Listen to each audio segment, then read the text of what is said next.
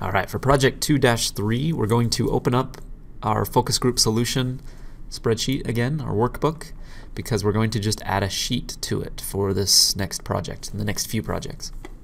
So what I want to do first is double click on this sheet tab, and we're going to rename this focus group solutions. And hit enter.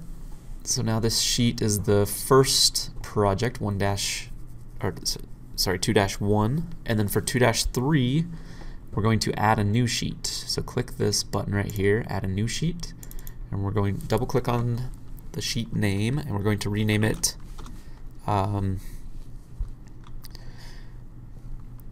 commission schedule.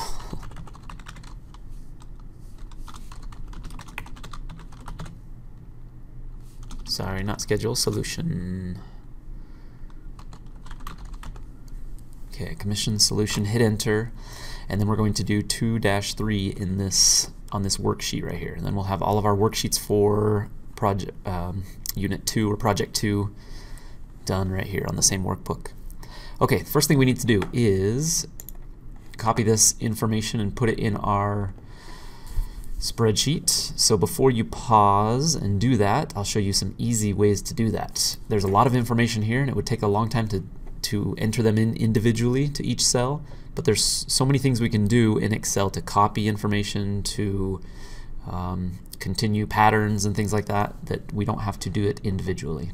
And a lot of these percentages in here are the same. So I'll go through and enter this information, and you can just follow along and learn how to use the autofill handle to make things easier on you.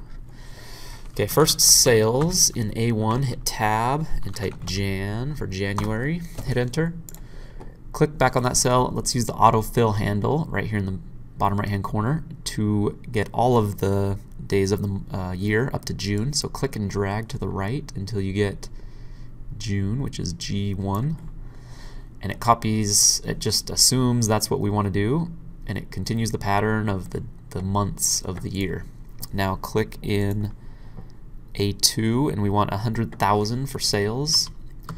So if you do 100, 000 for 100,000, now the next, they increment in hundreds of thousands, so the next cell we want 200,000, the next one 300,000, but rather than typing it 5 or 6 times, let's just use the autofill handle, and it will continue.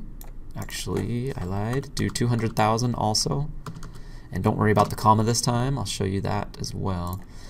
So if we now select both, so you click right in the middle of cell A2 and drag down to A3, that's and then we use the autofill handle. This is telling Excel that we want to continue a pattern, and the pattern is from 100 to 200,000, and then we want to continue it down to A6 to 500. Oh, that didn't work at all. I typed the wrong number, didn't I? 200,000. One more. 200. There we go. Now select them, drag it down until we get 500,000. Okay, and the commas are kind of weird, but after you fill it, just click right here and do. Let's see. Let's fill it one more time right here, and then select fill formatting only. So you have to copy it once for the numbers, and then the second time for the commas. If I did both commas on both ones, then it would just add the commas. So that's another way to do it. Okay, so that's easier. Now in January, we want to format these as percents. So I'm going to select all these. In fact, I'll just select everything right here from B2 through G7. And I'm going to come up here to the formatting section, and I want it to be percents, and that's right here. So a lot of the options are in this drop down to format cells, but percent is right here. So I'm just going to click percent. It doesn't look like it does anything, but now when I type a number in, it's going to give it a percent sign automatically. So if I click in any one of those cells right here, it says percentage. If I click out somewhere else, it remains general. So I formatted all these for percents. So now we want it 2.8%. And then the next one is 2.9%, and then 3%, then 3.1%, and 3.2. Now if you notice, it puts them all to 3%. And that's because it's rounding them to the nearest 1% or percentage. So we need to change that because we want 2.80, we want 2 decimal places visible. And so I'm going to select those again, and then right up here I'm going to click to increase the decimal, decrease the decimal 2 places, so I can see 2 places, decimal place, and it brings back the numbers that I typed in, so it's no longer rounding them. So that's what we want. Now if you notice on the chart, it's got the same numbers throughout the chart up until June. So I'm just going to copy those with the fill handle all the way through May, and they're exactly the same. And then June, it changes. So I'm going to have to type them again. 3.00, 3.1, 3.2, 3.3, and 3.4. And again, it's rounding them, so I'm going to have to change that again. And so I created all those numbers pretty easily. That way I didn't have to type them in all individually. I did a lot of copying with the fill handle and changing the format. Now, the next step with this table, this information, is to move it down a few spots. So I'm going to click right in the middle of A1 and drag down to G6. And then on the outer edge, if I click on the outer edge of my selection, it gives me the little 4-headed arrow. I need to click right there on that 4-headed arrow and drag down to A4, starting with A4. So now I've just moved my table of information. I'm going to click back on A1 and put a title here, and it's going to be Fabricam Incorporated. This time I'll spell it out. Hit enter, and then commission schedule.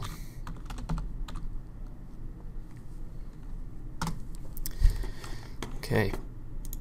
The last step is to change some of the document properties. So if I go to the File tab, and right here under Properties, I'm going to click that and say Show Document Panel.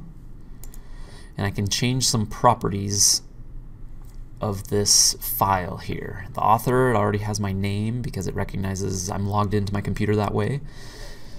But I'm going to change the author. Oh, actually, no, we want to put your name in there. So if your name's not there, put it. For the title, we want Commission Schedule.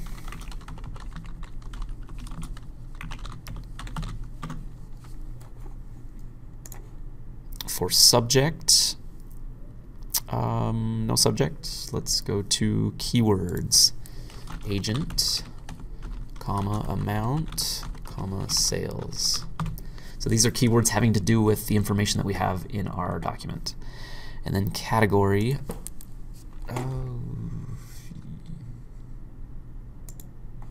in category section we're going to put revenue. And I believe that's all. So now I'll click the X to get rid of those properties. They're saved automatically, and now it has those certain properties to it. And when I save this file, if I bring up the file, I can right click and go to properties and see those certain properties in there. So if I had a business and I was being real particular about what we had, what documents we had, I would put names to each document and categorize them somehow so that we could find them easily through the properties. And let's save this. Let's resave this since we named it Focus Group Solution last time, and then we earlier put it in one of the worksheets. So now let's just go to File, Save As, and let's save this as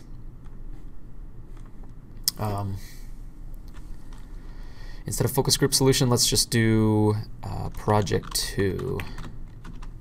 And then this is our Project 2 workbook, and it's got all the worksheets for the project. And that's it for this one.